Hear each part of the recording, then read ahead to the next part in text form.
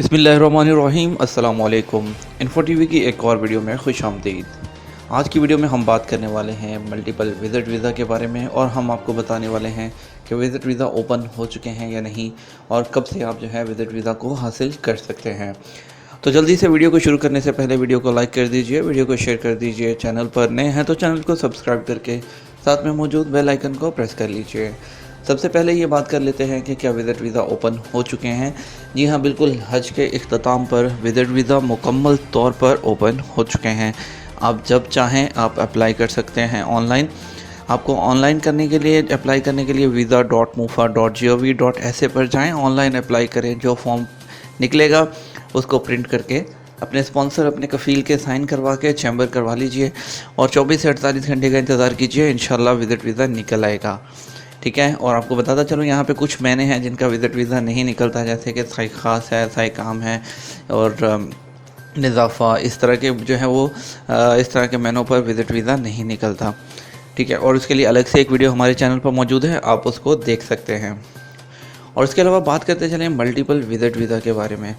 तो multiple visit visa आपको जो है एक तो जो है मिलता है 1 ईयर के लिए, एक मिलता है 2 ईयर्स के लिए। 1 ईयर वीज़ा के लिए जो है आपको जो है वो इंश्योरेंस उसकी भी आपको हो जाती है और 1 ईयर वीज़ा भी आपको जो है वो 3 मंथ्स हर 3 मंथ्स को एक्सटेंड करना होगा और आपको 6 मंथ्स के बाद एग्ज़िट लेना होगा और एग्ज़िट लेकर दोबारा सऊदी अरबिया में आना होगा।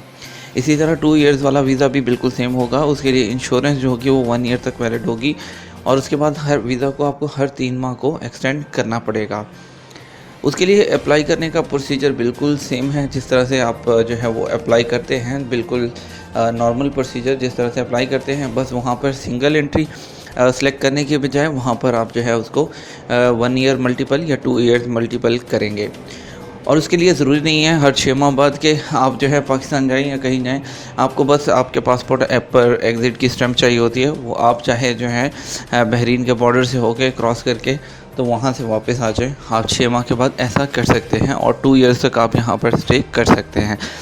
और इसके अलावा आपको एक और क्वेश्चन जो बहुत इंपॉर्टेंट होता है कि जो इंश्योरेंस है, आपको बताते चलें कि ये इंश्योरेंस को जो है as a travel insurance consider किया जाता है। यहाँ पर जो है उस पर सिर्फ़ और सिर्फ एमरजेंसी केसेस में आपका ट्रीटमेंट होगा। नॉर्मल आपको जो है वो ट्रीटमेंट जो है उस इंश्योरेंस पर नहीं किया जाता। अगर आपको जो है वो नॉर्मल इंश्योरेंस चाहिए, जैसा कि कार्ड होता है बूपा कार्ड या दूसरी किसी कंपनी का कार्ड, तो उसके लिए आपको जो है सिंपल अलग से इंश्योरेंस यहाँ आकर ख़रीदना होगी, जो कि चंद कंपनीज जो हैं यहाँ पर प्रोवाइड कर रही हैं। उम्मीद करते हैं कि आपके जो है तमाम डाउट जो है वो विज़िट वीज़ा के बारे में और मल्टीपल वीज़ा के बारे में क्लियर हो गए होंगे।